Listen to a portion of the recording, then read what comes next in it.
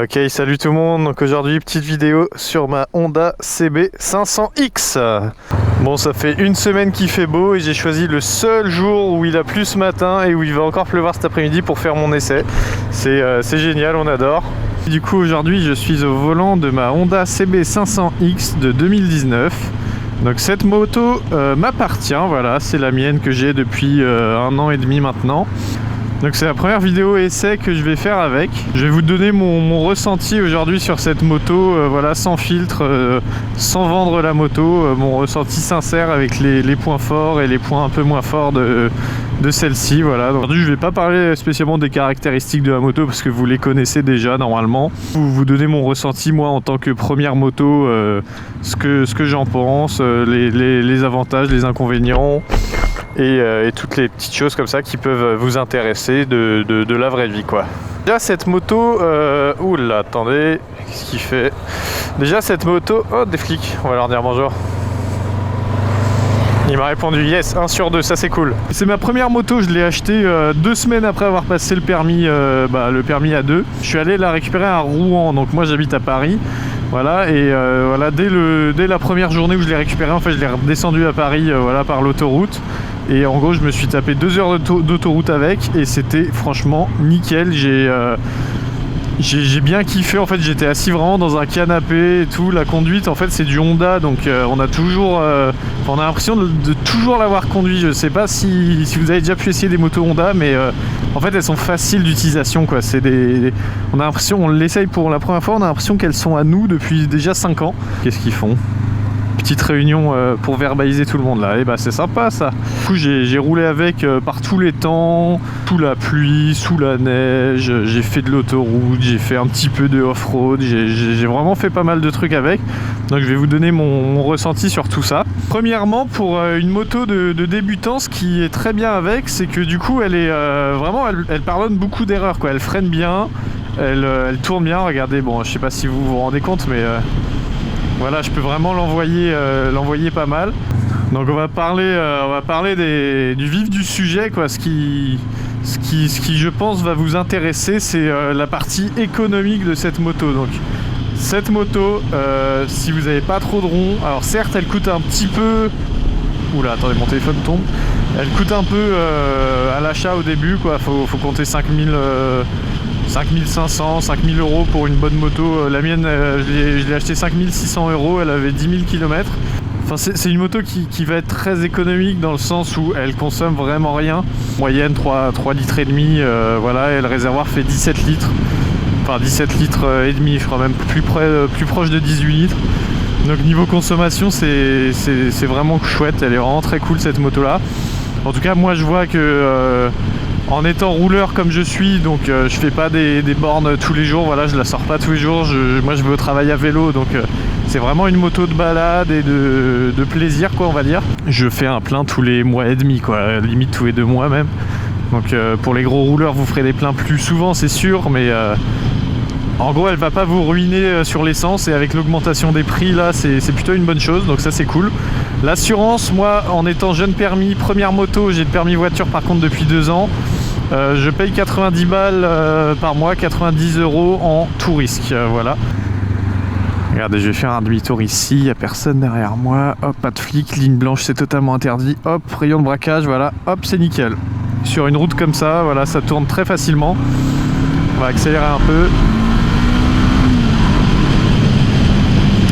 Et voilà, donc je vais profiter de cette petite accélération pour vous parler maintenant d'un point qui va sûrement faire plaisir à certains. Si vous êtes jeune permis ou même si vous êtes plus âgé, enfin peu importe, on va parler un peu puissance de cette moto. Alors, ce qu'il faut savoir avec cette moto, c'est que moi je me suis fait avoir, donc faut pas faire la même erreur que moi. Enfin après c'est pas vraiment une erreur, mais grosso merdo c'était ma première moto et moi j'ai toujours une permis voiture et je savais pas trop comment passer les vitesses en moto. Enfin comment jouer avec les rapports en gros. Je regarde si ma GoPro tourne bien, elle tourne bien. Et l'erreur que j'ai fait en étant du coup débutant pendant les premiers mois où j'avais cette moto, c'est qu'en fait j'avais tendance à beaucoup trop passer les rapports souvent.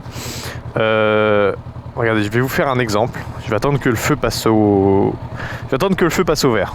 Interminable ce feu rouge. Bon, c'est bon, il est passé au vert. Vous voyez, là, je suis à 40, je suis en 3e. Et bah, pendant mes débuts, du coup, les premiers mois où j'avais cette moto, en fait, les vitesses, en fait, cette moto, elle est super agréable à conduire. Mais regardez, là, vous voyez, je suis à 50 et je suis en 5e. Et je peux même me mettre en 6e. Des fois, je crois que je m'en rappelle, je me mettais vraiment un rapport trop au-dessus. Et elle vibre pas. Regardez, elle reprend. Bon, voilà, elle reprend pas très vite, mais elle reprend. Et en gros, là, je suis en 5e en mode baroudeur, bam, comme ça. Elle est pépère, boum, voilà, elle vibre pas, le canapé, enfin je suis vraiment bien assis. En plus, moi j'ai une selle confort, je me prends pas de vent parce que j'ai la bulle. Et en gros, le problème c'est que voilà, du coup j'étais toujours dans des rapports beaucoup trop élevés. Donc comme là en 5e, et en fait elle avait pas de reprise. Oh bah regardez, il y a un collègue. Elle avait pas de reprise, regardez, là je me mets en 5e. Et là, vous voyez, je veux bombarder un peu, comme ça. Putain, elle en met du temps, elle en met des secondes à accélérer. Et j'avais des potes qui roulaient du coup avec d'autres motos, j'avais CB 500F, des MT, des trucs comme ça. Et en gros, ils me mettaient tous la misère. Et j'étais en mode putain, mais c'est une 47.5, je comprends pas, elle avance pas. Je passe les rapports beaucoup plus haut. Avant, je les passais à 3000, 4000 tours. Maintenant, je les passe entre 6 et 8000 tours. Et du coup, là, ça envoie. Et en gros, j'ai découvert un nouveau visage de cette moto et ça m'a fait vachement plaisir. Parce que c'est vrai que je me faisais dépasser par tout le monde quand j'étais en mode elle a pas de reprise la moto.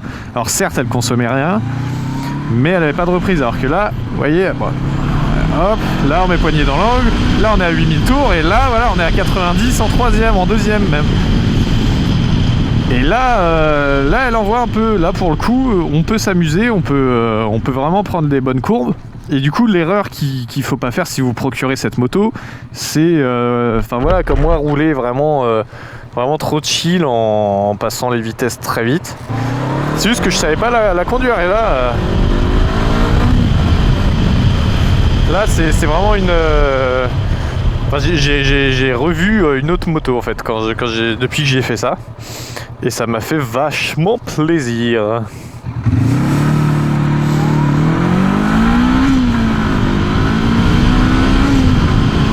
Ben voilà quoi, il y a moyen de perdre son permis quoi. Enfin, vous voyez là vous êtes. Alors attendez, je vais vous faire un exemple.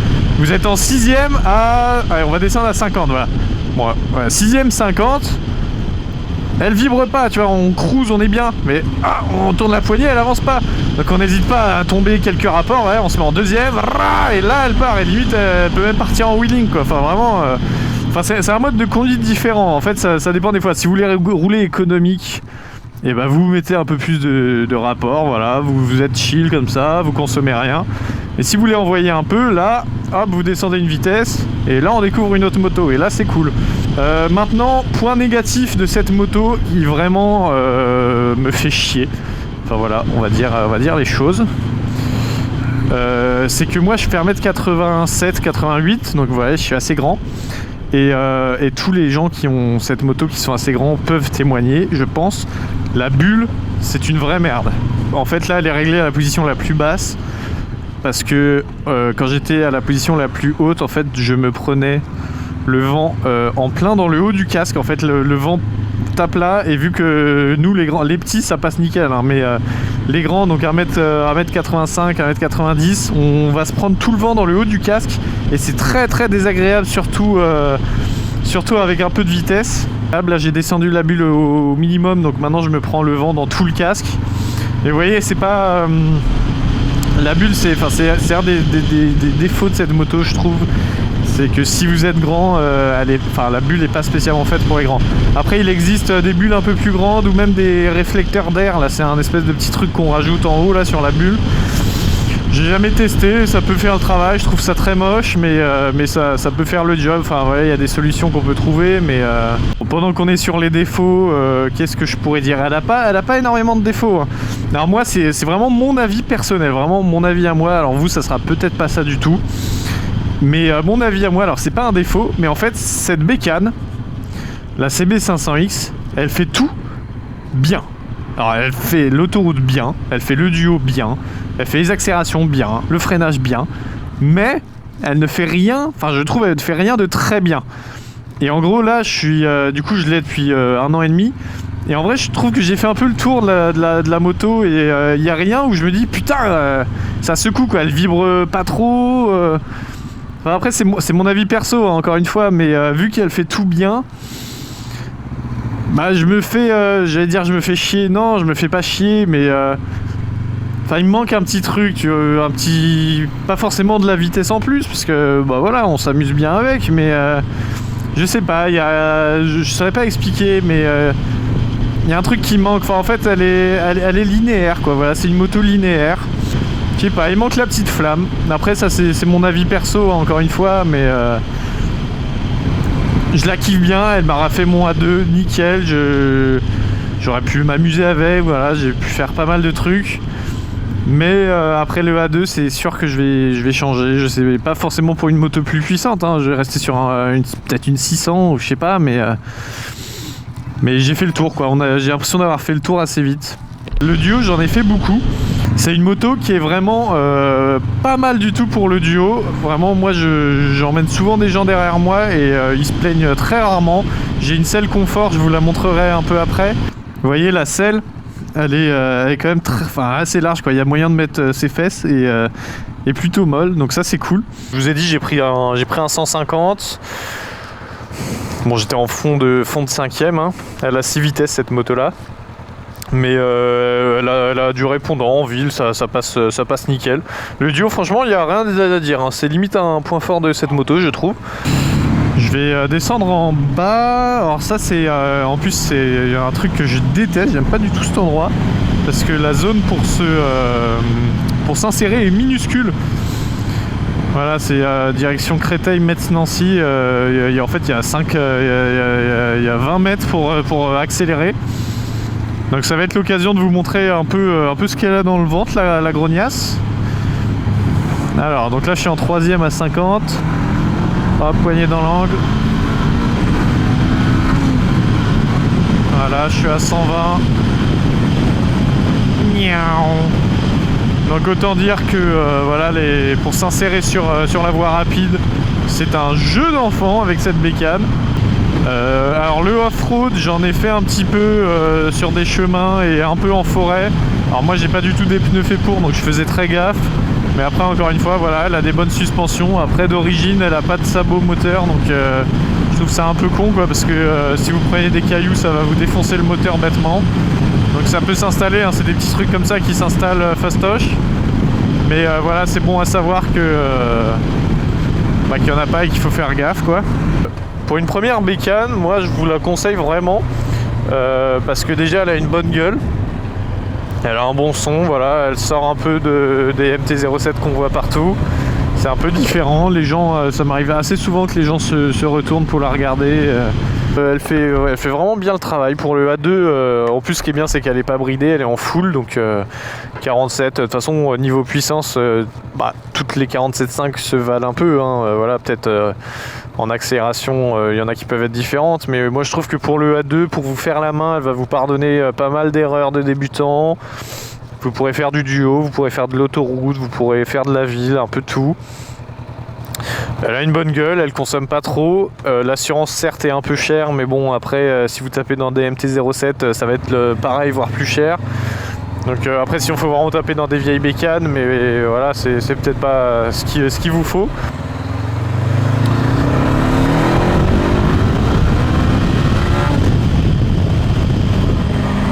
Vous pouvez bien envoyer quand même. Il y a moyen quand même de perdre son permis avec ce genre de petites bécanes là. Elles sont vachement agiles.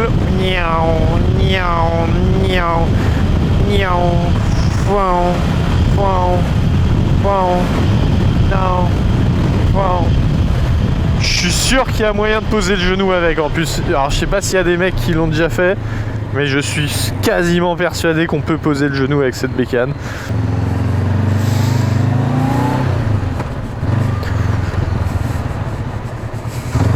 Merci mon pote. Ah oui, alors juste avant de terminer la vidéo, un autre point, gros point noir encore une fois sur cette moto. Il n'y en a pas beaucoup, mais quand ils sont là, c'est vraiment des trucs un peu chiants. Donc il y a la bulle qui est très chiante et les phares. Alors les phares, les gars, putain, mais quel enfer! Alors faut pas rouler la nuit, hein. Les phares, Les phares de base sur cette moto, donc plein phare et feu de croisement, c'est un putain d'enfer. En fait, ils sont vachement orientés en haut.